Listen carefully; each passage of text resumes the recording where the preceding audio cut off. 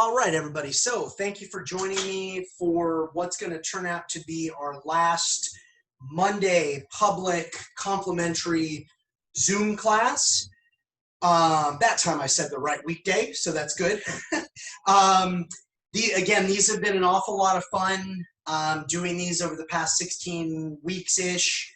And again, we're moving to, after we complete the 100 this weekend, all of these Zoom classes will continue to be members only, including the recording. So I'll still be using my YouTube channel. It'll be semi-regular, probably more martial arts philosophy or those kinds of like martial arts motivation type videos. Maybe some short instructional videos here and there, but certainly nothing like what we've been doing. Okay, so once again, just to remind everybody, this Wednesday, Silat and Filipino martial arts will be an hour long instead of 45, and an hour long apiece. So from 5 to 6, and then from 6 to 7. And then just reminding all of you that we're going to do a 1-hour session per art for a total of 4 hours this Thursday, 4 to 8 p.m. Thursday, July 16th. Pakiti Tercia workshop coming up on Friday, 7 p.m. Eastern, 4 p.m. Pacific, and that's $20 to attend a 2-hour workshop. And then our final 4 hours of the 100 this Saturday, July 18th, 11 a.m. to 3 p.m. So there's all that information again, in case, you know, these first few minutes are the only things that you're watching. So we're going to start the class off. We always like to bow in, and again, as you well know by now, acknowledge all the martial arts that influence us, regardless of what we're studying. So Chinese, Filipino, Thai, Indonesian, French and Dog Brothers, Japanese. All right, and we're going to spend most of this final Monday public complimentary Zoom class trapping today. So Simo Jeans agreed to help me. I've worked on a lot of this material, shown what it might look like in the air, and we'll kind of talk about what we're all dealing with and what we're trying to overcome as far as the pandemic and how, you know, we want to move forward. So you're going to put your right side in front. We start the basic 7 in a high reference point. This is right at Jun Fan 1, so you don't even need to move yet. Slap and hit with the knife hand, number 1. Number 2, she parries with a rear hand across center line, so I pull and hit. So number 2, slap and hit, pull and hit. And I'm still touching down with that knife hand, so don't move. Number 1, I score. Number 2, she parries across her center line, so it sets up my lop sow. So remember, everybody, when you lop, keep your thumb out of it. Don't do a committed grab. Keep your thumb on top. 3 and 4, I'm coming in straight, so 3 is a double pak sow, or pak, loy pak, right? Number 4, start like 3, punch up the open line, finish like 3. Okay? Number 5 is an outlier because we're going to lop and lop. So number 5 is double lop sow. I like the sut sow. You could chung choi, I guess, but it's probably not going to give you the result you want. I always teach this with a sut sow because I'm exaggerating. You can scan, right? I can see her out of my periphery, but I can check for if she has friends come running in, right? Same thing here. So that's number 5 is double lop sow. 6, start like 1. You shoot this BUG, but you get stuck on her arm. We call this the wedge. And then I'm going to slap that line open. So 6 is pak, wedge, pak. 7, this is the same as 6. This is the same as 6, but I'm going to pull that line open and score. So 7 is pak, wedge, lop. So I'm going to put you over here. These are, and again, I'm going to not only walk you through all of this today in the next hour, but I'm going to talk and talk you through how it all works together to develop your proficiency. Okay, so first level, Junfan 1, we're going from a high reference point. I always call this training position training wheels, right? I'm not trying to insult anybody. We can't ride a two-wheeler just yet. We need the training wheels. Don't move. Number 1, slap and hit. You're fine. Slap and hit with a knife hand. I score, right? That's number 1. Paksa, paksatda. Slap and hit with a knife hand. Maybe on this side, I'll just use English to make it easier on everybody. Number 2, she parries, slap and hit, pull and hit. That's number 2. So number 1, slap and score with the knife hand. Number 2, slap and hit, pull and hit. Number 3, slap and come in with the vertical fist, inside slap and score with the vertical fist. Double pox out, right? Double slapping hand. Or slap and hit, inside slap and hit. Both of those are completely acceptable translations. 4, start like 3, punch up this open line, finish like 3. So that's why I made that one number 4, because if you can do number 3, it's number 4 is number 3 with an additional punch. That looks really good. Good.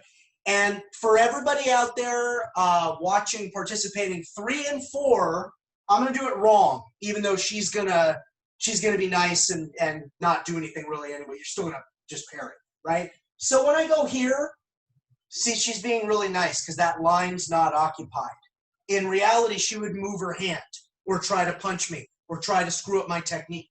So when I do this, I want to lean in, and granted, you wouldn't stay there all day long. You just want that pinning motion. 4 is the same way. When I punch, I slide up. See, I have contact there. And then I finish like 3. And again, you're not going to stand there all day, but you want that cohesion as you touch down, okay? 5, pull and hit, pull and hit. And again, I prefer pull and hit with the knife hand, pull and hit with the knife hand. That's my preference. 6, slap and hit with the knife hand, shoot this eye jab but get stuck on the arm, called the wedge. Slap and hit. So 6 is slap and hit, wedge, slap and hit. Nice. 7, start like 6, insert the wedge like 6, pull and hit. So pak, wedge, lop. Those are our basic 7.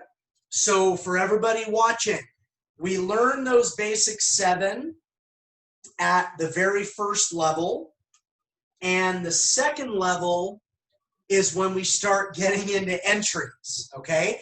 Now, for anybody watching or anybody participating, if you're having trouble with all 7, do, for example, the first 3 only as we start to get into the entries, because understanding the entries is the most important thing. And I will actually take the time, as we have it, and show you everything today so that you get it. So right lead, and just hold it, and your hands are up. So entry number 1, we learned this at the second level. Low side kick, and I fall into my trap. And I'll show that. I know my hands have exited the frame. Low side kick, Jeet Kune, falling into the trap. Okay, so we're gonna go nice and slow, and I don't want to rush because I don't feel like slapping my wife's arms around today, and just take things easy so everybody can see everything. I think we've done enough demos at speed over the last 15 weeks, so this way you can kind of see at a relaxed pace what everything looks like. So her hands are up. She's in a right lead. She's a southpaw. Jeet Kune, fall into number 1. If I score, whether, Sokol or Sutsao, that's it. That's all it is. Not this. Please don't do that. I'm about to do it wrong. Please don't do this. Jeet Tech, reference point, Pak. That defeats the whole purpose. We're taking the figurative training wheels off. You don't need them anymore. Boom, that's it. That looks good, Conrad. Nice. Okay, so I'm going to go, and Conrad, you all don't have to stay with my pacing. You can work, as long as you get it conceptually, okay? So, and for this recording, though, I'm going to change this. And here we go, okay? So now you're going to parry. Number 2, Jeet Tech, Pak Sao, Lop Sao. Number 3, Jeet Tech, Pak, inside Pak. Number 4, Jeet Tech, slap and hit, punch, inside slap and hit. Number 5 is the only outlier. Jeet Tech, I just grab. So double Lop Sao. 6 is Pak, wedge, Pak, right? So 6, slap and hit, wedge, slap and hit. 7, Pak, wedge, lop. Jeet Tech, Pak Sao, insert, and then pull and hit. So that gives you your first entry. You learn that at Jun Fan level 2. And I want you to understand, participants and viewers, the Jeet Tech really has 2 main applications. Right lead, and stay in your right lead and move in slowly. Jam. Okay, and obviously I would blast that shin. That's offensive. You've heard me say this before, though. When we started training this progression, it was very awkward to be fed a step and slide.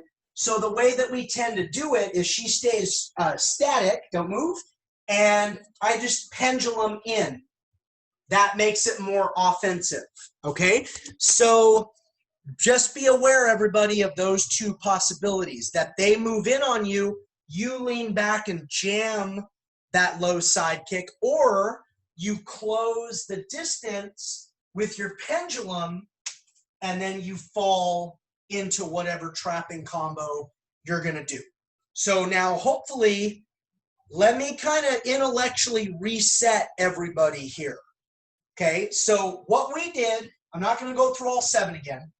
At the very first level, we learned the 7 basics, right? And I went through them on both sides. And so Jun Fan 1, you learn the 7 basic sometimes we call it a trapping progression, or the 7 basic trapping variables. Jun Fan level 2, we learn the first entry. In our whole curriculum, we're going to end up with 7 entries.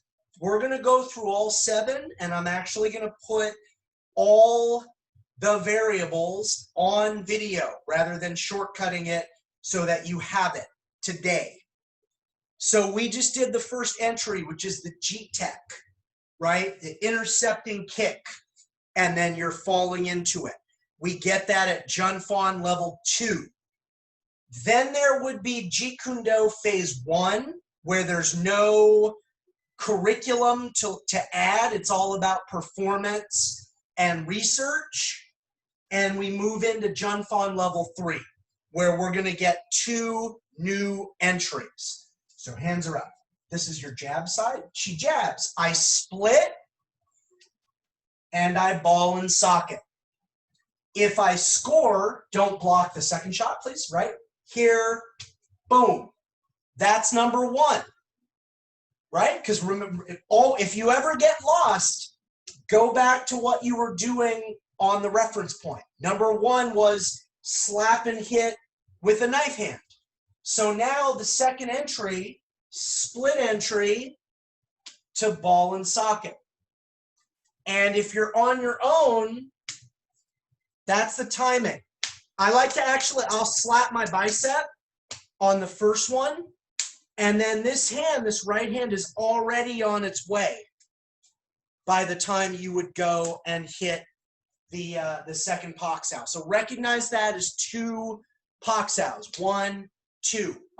Another thing you can do real quickly is, another thing you can do if you have a Wing Chun dummy, you can work that on the dummy. But sometimes, I've shown this like for Balintawak, sometimes I like to just put an Eskrima stick in a bookshelf and then split, ball and socket, split, ball and socket. This way, yeah, and the Conrad's actually on, yep, that's it. So you guys can see, here I'll change the view for the recording. Just keep doing that, Conrad, that's it. So you can see the timing, right? So look at Conrad's right hand after the first Pak Sao is already on its way. He splits, and that right hand is already moving to the outside. Boom, yep. And hammer fist, or which we call sokol, or the sutsao, the knife hand, either one of those. You could gua choi, which is the back. I mean, you could split and gua choi, which is the back fist with your knuckles. That's a little bit more traditional, traditional JKD. But I like all this protective padding. Okay, so this just giving you all ideas. Again, if you look at our Wing Chun session from last hour, it was all about solo training. So right lead, jab me, split, and I score. That's number 1. Nice and slow. Number 2, she parries across center line, so I lop.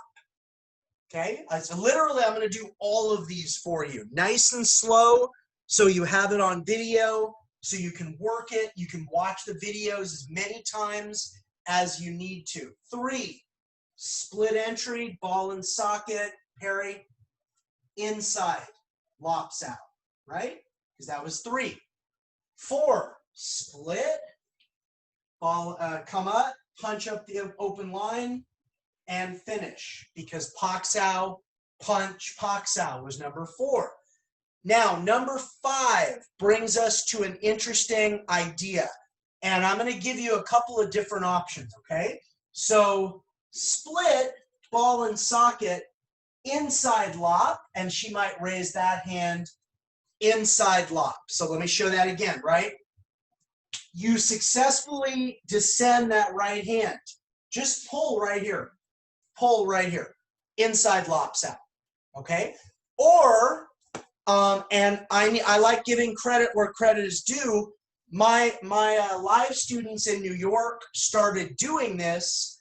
They would, for this one on this entry, they would split, ball and socket. She would parry. They would shoot this and lop, and then that hand comes up and lop. So that's an extra insert. I fire this left BUG and I lop there, and then I lop. If you're more comfortable doing it on the outside, okay? When I first invented this training progression, the feeder it was mandatory that they re-raise this hand so that I could outside lop.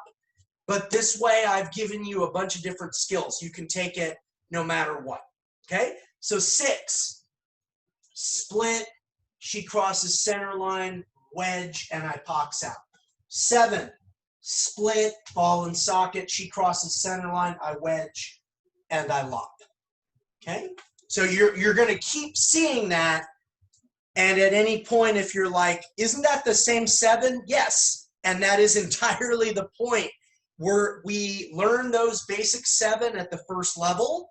And then throughout our curriculum, we have 7 different entries so that they're both offensive and defensive entries so that we learn how to actually have a prayer of being able to fight with this material. Okay, so your right lead.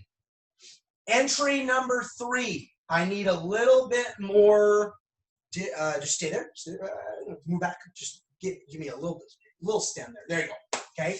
Just so I can make it visible for the viewer. So, fake high, kick low. That's the idea. That's fake high, kick low. You see Conrad doing it really well. Again, my camera is kind of limited view. So, you know, my attack just went out. There's my kick. And then I'm falling into that trap. This is very Inosanto JKD. Guru really likes this entry a great deal. So this BUG has no chance of scoring. I'm just trying to kind of draw a reaction. I pendulum into that groin kick, and then I fall into my trap. So if I score, it's number 1. This is entry number 3. If she crosses center line and I lopsow, this is number 2. If I go on center line and inside, this is number 3. So fake high kick low. 2, here's number 4. 5, I'm just going to reach out and grab it. There. 6 is slap, wedge, slap. Pock, wedge, pock. 7 is pock, wedge, lop. There. Okay? So the same basic 7. And, you know, just to be really clear with everybody, this one works a little bit better from longer range. Like you want to be a little bit further out. Yeah. And, you know, that first BUG, you have no intention. That's what you're trying to draw. You're trying to just draw their attention on the high line. You pendulum into that now tech. So here's my fake, here's my groin kick. Boom. And then I'm falling in to that trap. That's entry number 3 out of 7. And again, we're going to go through all 7 with all 7 variables so that it's on video for everybody to learn from, okay? The only thing I'm going to ask of everybody as we move through this, while I did not invent these techniques, this is my progression. So if you want to use it, please just give me credit because I put a lot of energy into developing this, okay? We're going to switch sides. And then we'll probably switch again later. Okay, so entry number 4, I go to puncher, okay? And there's 2 mindsets, and I'll explain both of them. First mindset is I legitimately am trying to score a shot, and she's just going to drop this to try to stop me. Okay, so when I go for that, you shoot that low. Boom. Okay, so I get contact, and I come up and I hit her with the knife hand. That's number 1. And this one, I'm so sorry. Let's actually do it over here because that'll read better for camera, right? So here, boom, and I score. That's number 1. Sokol, Guachoy, Sutsao, either of those. And because remember what number 1 was. High reference point and I score, right? Poxow, just a Poxow touchdown, okay? Number 2, I go here, she crosses center line, and I lopsow. Before I do the other 5, let me just interject this. When you're training with the Junfan Gung Fu Institute of Seattle, they don't want contact. This is a fake, and then they want to trap it. And that's a slightly different, like I was always taught, you're going for that shot, and then you draw that, boom, and you go. You know, that's Sigung Taki Kimura's organization, really being now promoted by Sifu Andy Kimura. They do it more as a fake. Okay, so both are good. It's good to have both in your arsenal because don't move, and I promise I'm not going to hit you. If you just score that shot, like that can hurt an awful lot if they don't react. That's one of the problems in Jeet Kune. If they don't move, you don't need to trap. You just hit them. Okay, so in that first application, if I score that shot, I score that shot. If she blocks it, bam, then I can trap that line and proceed. Okay, so entry number 4 is the ping choi, and you successfully trap the lead barrier. So we're on 3 here. I'm on center line. So double pox out, our usual number 3. 4, boom, I'm on center line. I punch up this open line and I finish. 5, you can do the same thing I showed you on the ball and socket. Inside lop and then inside lop.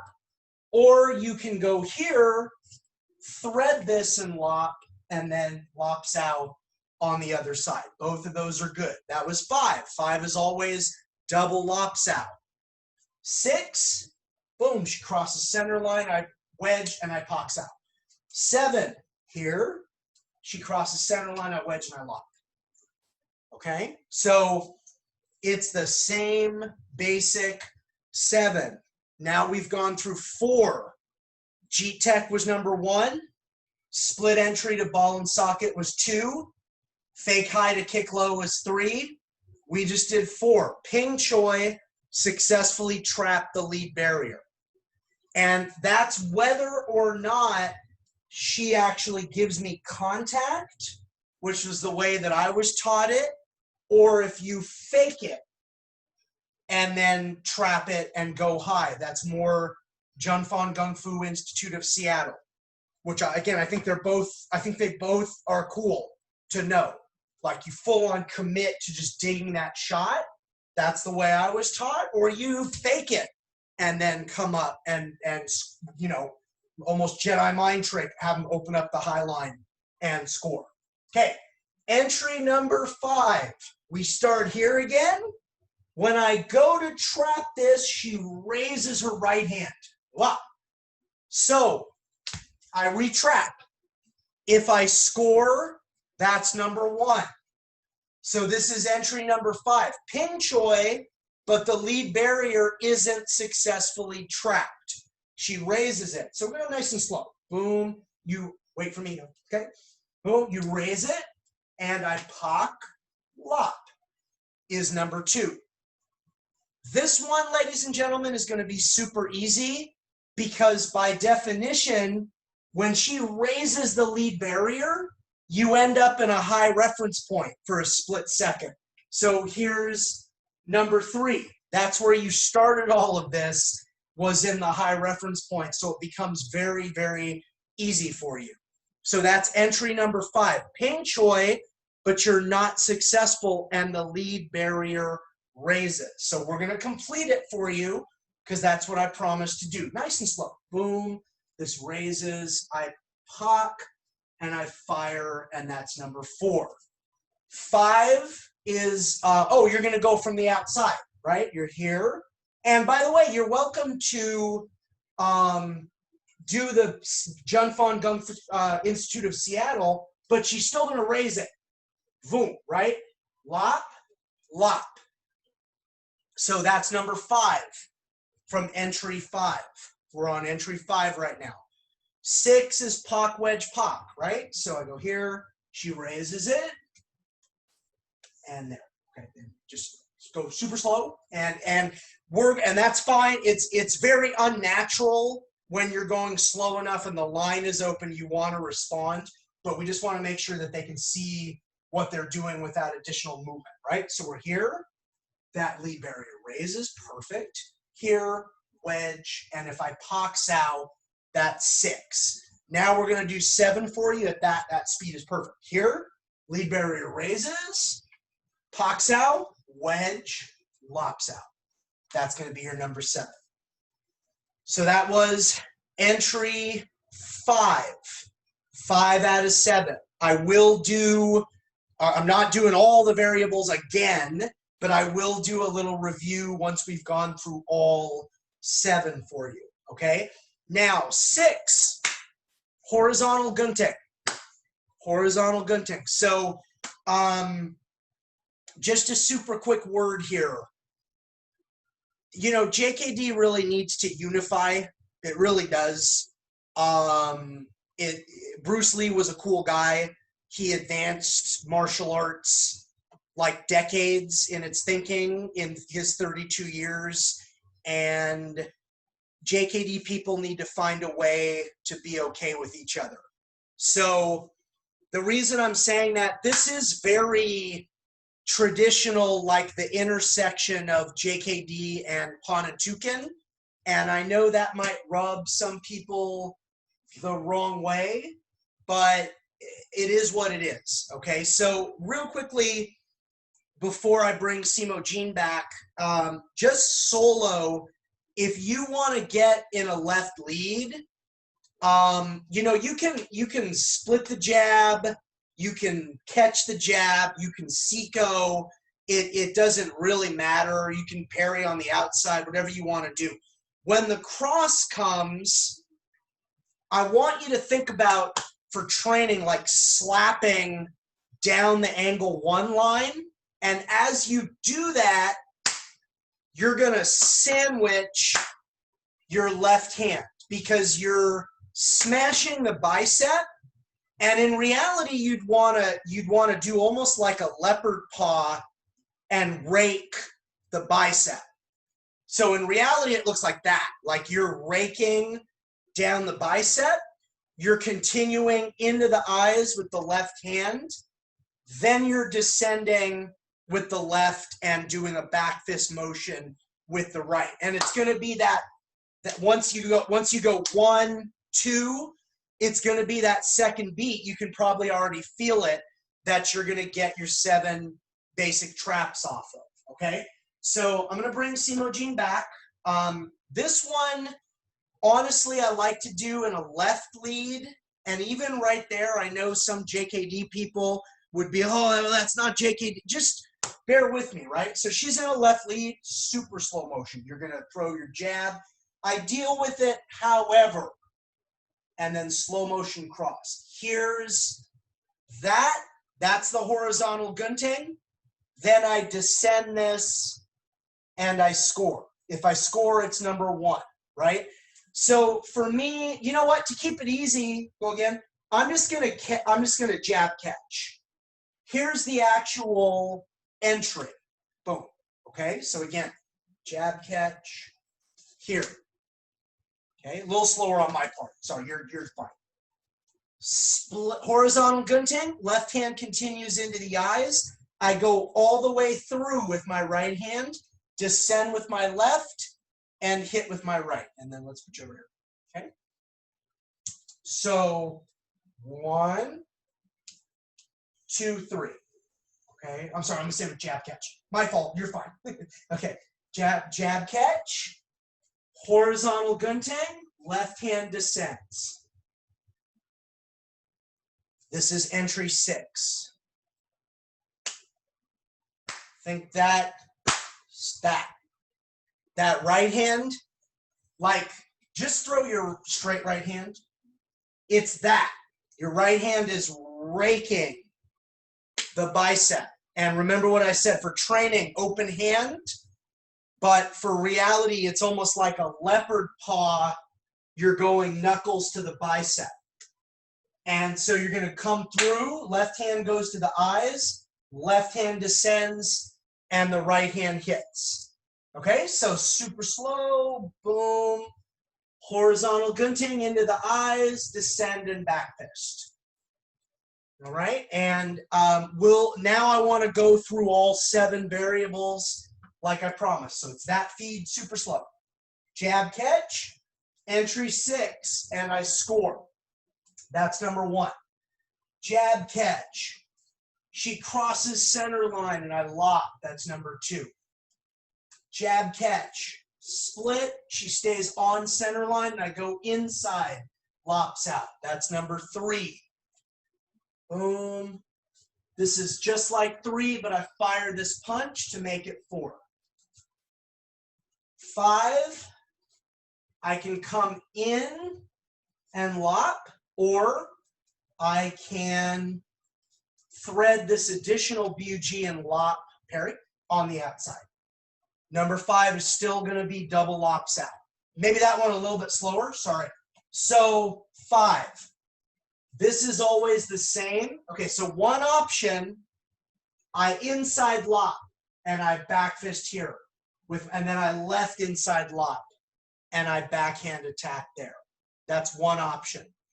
Another option for 5 when you're on the inside, because remember that 5 is always the double lopsao, is here's my entry. I descend with the left, I back fist with the right.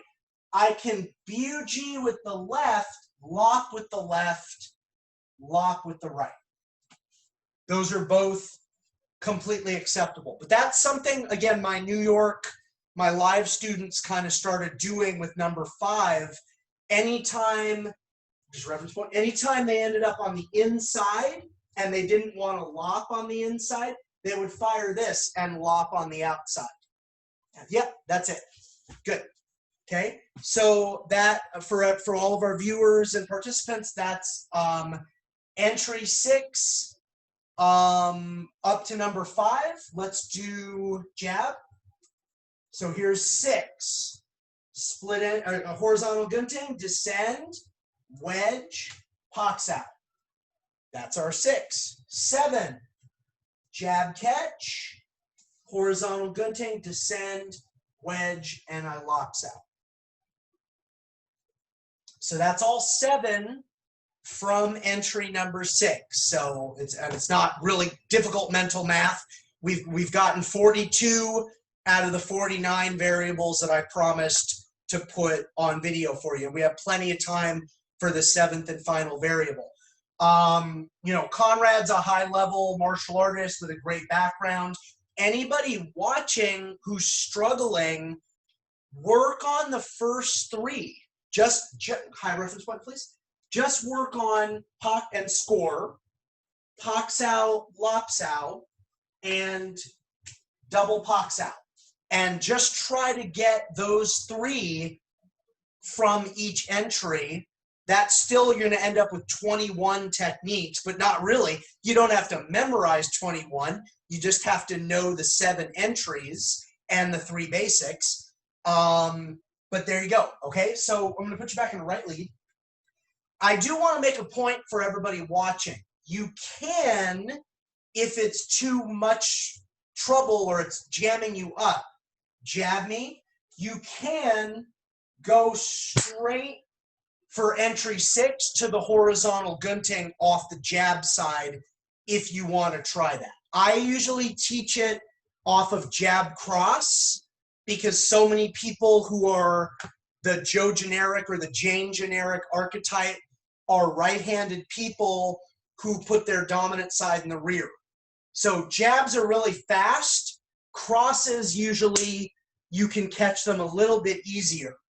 However, if you really want to play with doing horizontal gunting just off the jab side and have your partner in a right lead, you can certainly do that as well. I'm just showing you these days in my practice how I like to do it. Okay, entry number 7, the final entry, and then I'll do a little review and we have plenty of time here. This is something, again, I believe in honesty and transparency. I got this from a video that I saw online of Sifu guru Rick Fay out of Minnesota. All right, he's one of the very few, I think there's only 5 senior full instructors that Guru Inosanto has ever certified. Okay, it's, I believe, Damon Caro, Sifu Rick, Yori Nakamura, Rick Young, and Sifu Fong.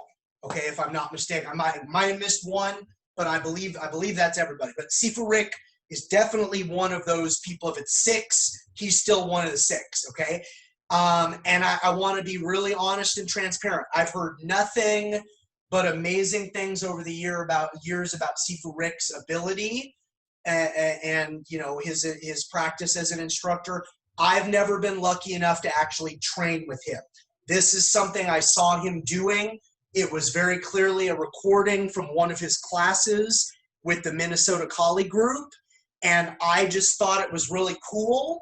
And at the time, I was looking for one more entry for this curriculum, and I'm like, oh yeah, I like that, so I'm going to use it. Okay, so we'll work this for a moment in the air, and then I'll bring Simo Jean back in a moment and round this all out for you. So for this, if you want to drop, you can go right lead. If you want to drop your right hand just a little bit, you're going to parry with the left, place the reference point with the right, and then pox out. Okay? So parry, place, pock. Rear hand parry, place the lead for a moment. All right? Now, and I know back a few moments ago when I taught you entry 1, I said, don't do the Jeet Tech into the reference point. And for that entry, that's very true. For this one, you parry the punch right in to the reference point, and then you pox out and do your thing. The only one where that's going to change is going to be number 5, because you're going to parry, place, lop, right? Because number 5 is the one where you double lops out. So parry, place, lop would be 5. But all the other ones, 1 through 4 and 6 and 7, drop this lead hand just a little bit, parry, place, pock. Okay, so I'm going to bring Simo Jean back in. I'll make that nice and slow and learnable for all of you. And then I'll kind of show you where you want to go. Again, I think I've been well made. I haven't been slacking. No, arms you up, haven't. right? All right, it is amazing. Okay, so and I want to maintain that. I also kind of want to show you at speed what you're looking for, but let's make it nice and slow and learnable. Right lead, jab me nice and slow, parry, place, and pock. Okay, so again, jab me, parry, place, pock. Now I'm not going to wait. This is wrong, everybody. I'm not going to go. It's too long. Make it one motion. Okay, parry, place, pock. That's it. All right. So once again, Sifu Rick was kind of doing this as, I think, entries into silat techniques. I just like this as an entry. Boom. Okay. So let's and a couple more reps here for new folks. Slower. But see how I'm smoothing that out. 1, 2, 3. Okay. 1, 2, 3. All right. Trying to come into it, and again, not trying to slap up Simo Jean's arms too badly. Okay. So let's put this on video for all of you. Okay. So the final motion, just trust me not to hit you. Jab me. I score. That's number 1. She parries across center line. That's number 2. I come in straight and I go to that inside pox out. That's number 3. I come in straight, I punch on the open line, and I finish with the inside pox out. That's number 4. 5 is you can do what I was describing in a lot of the other variables. Lop on the inside, or like my New York people, thread this left BUG and then lop, and then if that hand comes up, lop the second time. That's number 5. 6, she crosses center line, I wedge, and I pox out. You're fine, okay? And then 7, I wedge, and I lop. Okay? So parry, place, pock is going to be number 7. You can see I don't like fully open my jaw, but it's more when you're here. You see that structure a lot where the lead hand can be low, and it's not a problem as long as you're not lazy with this rear hand and it's up, because that's how I'm kind of absorbing it and moving in. Okay, so this will be I'm just gonna do 1 and 2 from ever, just 1 and 2 of all 7. So before we even get to the 7 entries, don't move please, score, pox out and score. That's number 1. When she crosses center line, that's number 2. And then you know what, actually I'm going to do 3 real quickly, is double pox out. Okay, so We learned that at Junfan 1. At Junfan 2, we have 1 entry. I've already shown you what happens on the low line.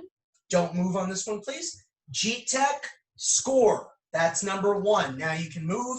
Jeet Tech, she crosses center line, lops out. Jeet Tech, double, pox out.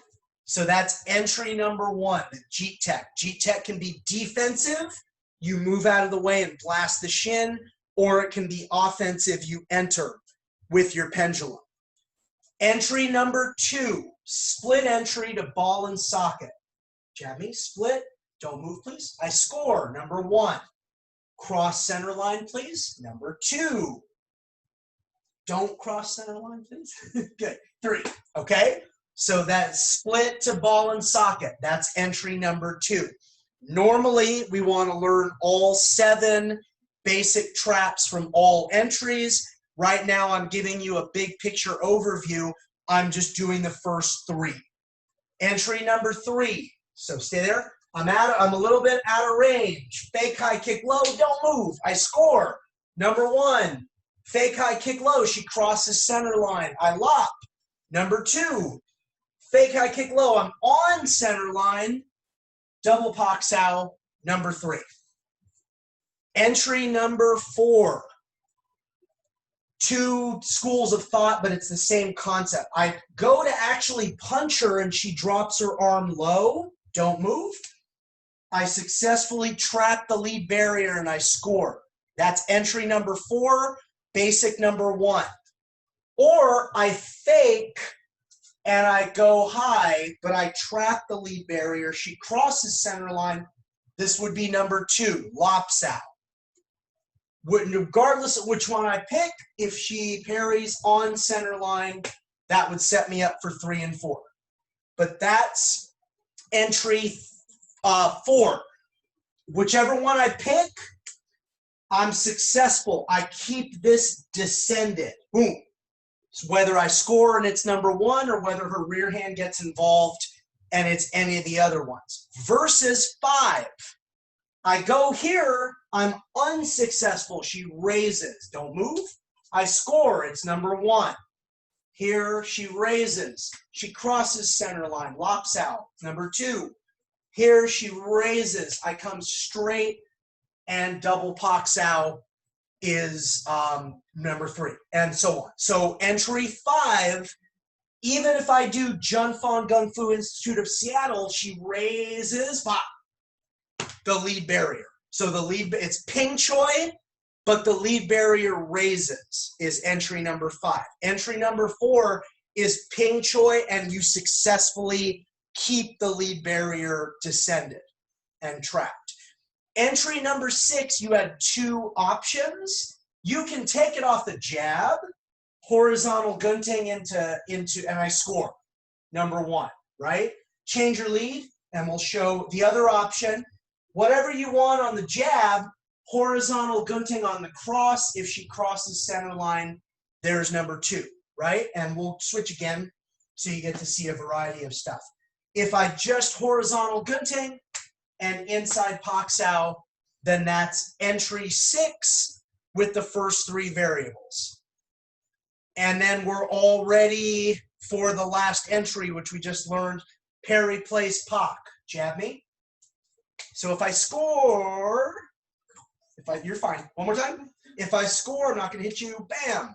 That's number 1, right? Now she brings her rear hand in, and she crosses center line. There's number 2. I go on center line. That's number 3. Thank you. Okay?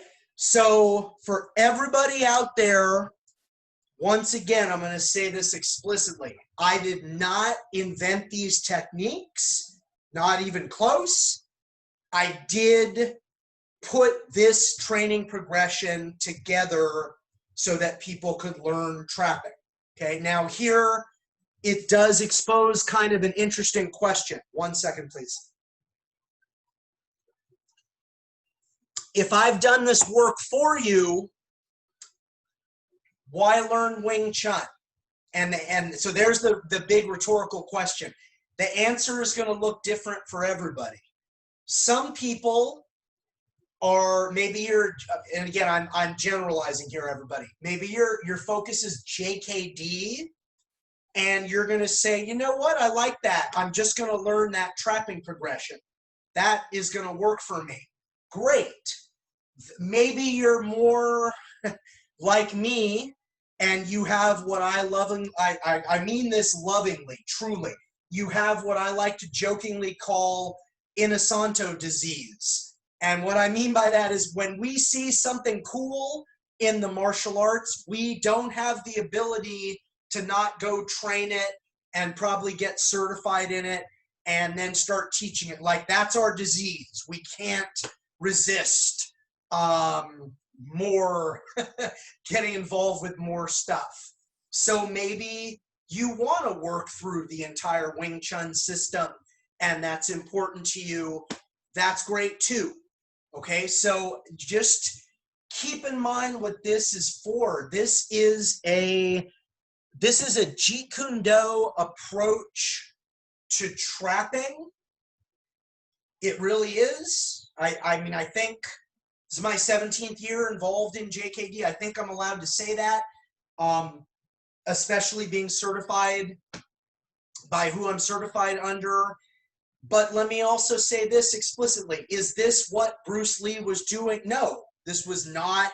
I mean, some of these techniques were things that were being taught, but this is my progression for trapping. So if you're the JKD type that's like, well, I don't want to do anything but what Bruce Lee was doing, I respect that, but please be aware, like I was just reading a quote from Guru Dan, you know, talking about teaching at the Chinatown school for Bruce Lee, like Pak Sao Lop Sao, our number 2. Everybody remember Pak Sao Lop Sao? We did it again. That was like a big secret. Guru Dan wasn't allowed to teach that because Sifu Bruce was like, well, I like that. I hit people with that all the time. I don't want to teach that to people. That's a no-no. So it's really, really hard because, and maybe this makes me naive, I would like to believe the reason there's so much politicking and arguing in JKD is that people care about it. That's what maybe, and again, maybe it makes me naive. That's what I would choose to believe.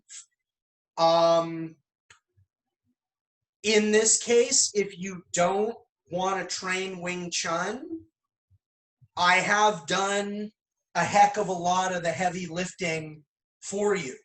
And there might be people out there who are like, well, I don't even like the 7 basics. I just like the 7 entries leading to Pak Sao. And that's as far as I want to go. Okay. I mean, okay. But this, I literally just went through the entirety of how that training progression works through my entire Jeet Kune curriculum. And, is there more trapping that's taught? There is, but this, what you just saw, is the core of what we put our energy into, because we have 7 basics that we want, we have 7 different ways to get into them. So I've done this before. It's not like I'm doing mental math on the spot. Not that this is real hard mental math. 7 basics times 7 entries, you have 49 techniques. We have 2 leads, so you have 98 techniques. But then you can do it with training modifiers, boxing gloves, or empty-handed. So really you have 196 techniques. But the cool part, you're not memorizing. Even if we go all the way back to the original multiplication, you're not memorizing 49 different things. You're memorizing and internalizing 7. And then you have 7 different ways to get into them. And then as a JKD practitioner, it behooves you, oh, I'm feeling pretty good about myself with this material in a right lead. Awesome. Get in a left lead and start working. That means you need to start bringing up your complementary side for most of us who are right-handed. in our culture. Okay, so once again, this has been a really awesome, I was just saying this several different ways, several days in a row. This is a really scary time period in history with a lot of people, you know, losing their lives and a lot going on. So it's a very strange time period, but a lot of really wonderful people like Conrad's still on this class.